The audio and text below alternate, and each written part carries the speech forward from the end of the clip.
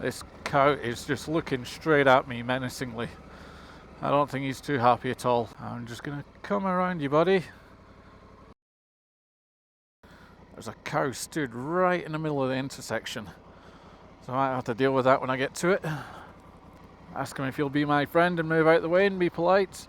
First things first, one of the things I'm going to talk about while we're on this is some of the new bikes that I've seen coming out in the last couple of weeks. Like I said, I've been pretty busy with my primary role as a firefighter and working on the international search and rescue team. I am literally a couple of days back from Morocco dealing with the earthquakes, so bear with me on that. There's loads of videos coming out in the pipeline that's coming up soon. That aside, I just wanted to take this as a nice little ride out for me, for my mental health. Also take the opportunity to talk you through a couple of the bikes that I've seen coming out in the last couple of weeks. So I'm going to do that while we're riding. So let's go for it. Let's go straight through this puddle. Woohoo! And down this bit. This cow is just looking straight at me menacingly. I don't think he's too happy at all. Let's stick to the pathway.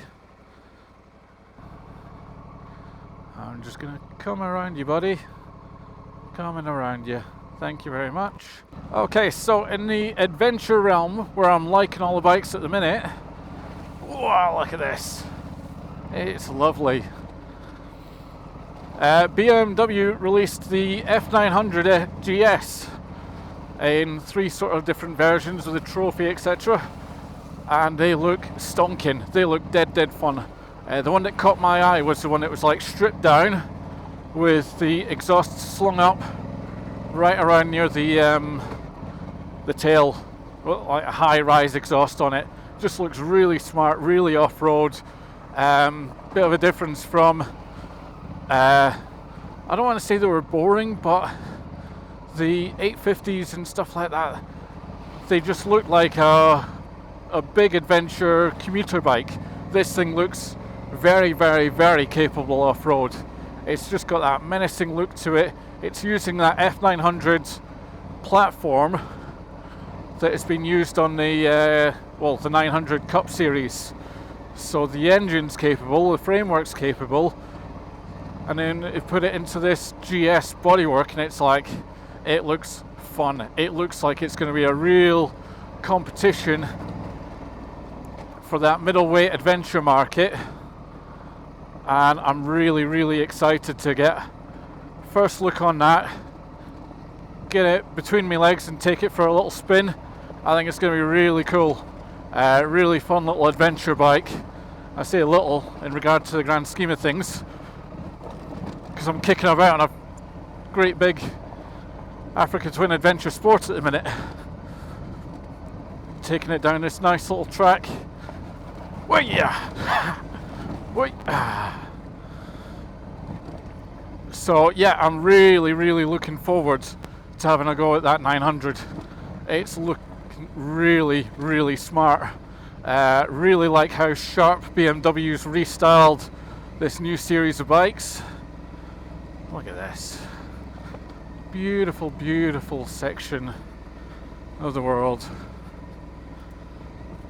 So yeah, I am dead excited for that new F900 GS series.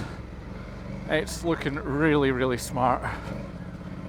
Get down here, I'm going to turn around and go back over it and talk about the next bike. But yeah, that F900, I really like the look of it. I think it's going to be a real good competitor.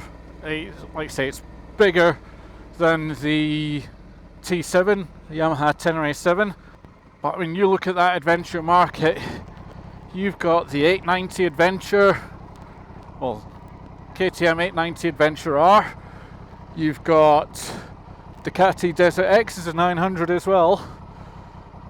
You've got a lot of competition from a lot of big competitors in that market, and I think it'll do all right. I think it'll look really smart to look at. Really smart to look at.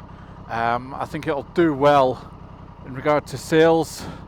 I think it's a really strong option for those that like the middleweight adventures. And yeah, I'm really excited to see that coming. Right, should we click on to bike number 2 while we go back? Way. Bike number 2 is the 1300.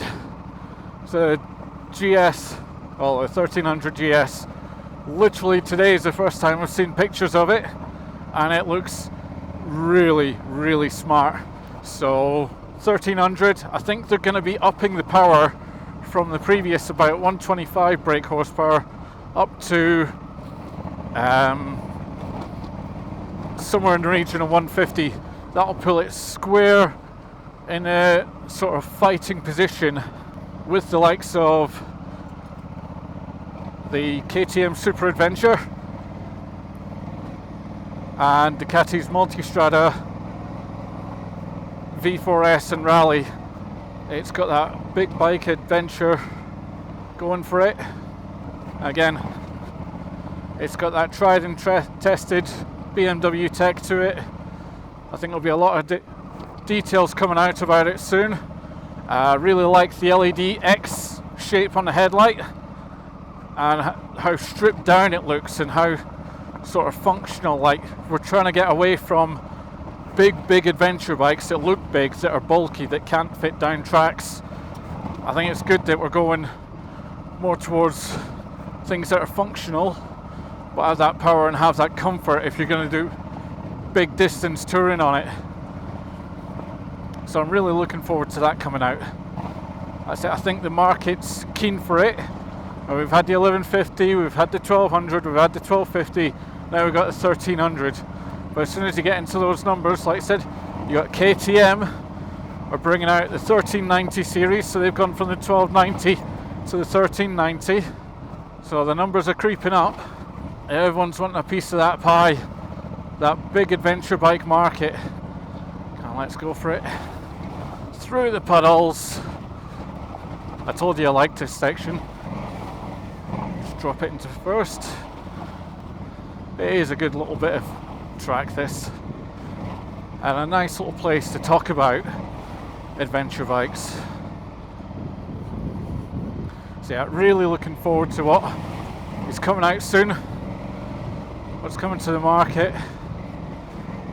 I can't wait to see them. I'm going to try and get myself to likes of the NEC. Hopefully they'll be released and we can see them in the flesh, and they're going to be absolutely cracking. So that's my little roundup on the F900, the GS 900 and the 1300 GS. Like I said, dead excited for these bikes to come to market. I think they're going to be absolutely stonking. I think I'll be queuing out the door to pick these bikes up.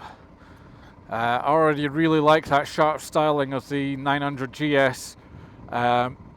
And I'm torn because I've got an Africa Twin Adventure Sport. It's the 1100, but it's the Adventure Sport, so I've got that great big space about it.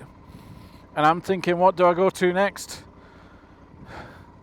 Do I stay in the heavyweights and go for something like the 1300 or the 1390 when it comes to the KTM versus BMW or the Ducati? Do I start looking at the V4s, or do I step down a little bit and drop into that middleweight market? And then I've got the 890 Adventure R, I've got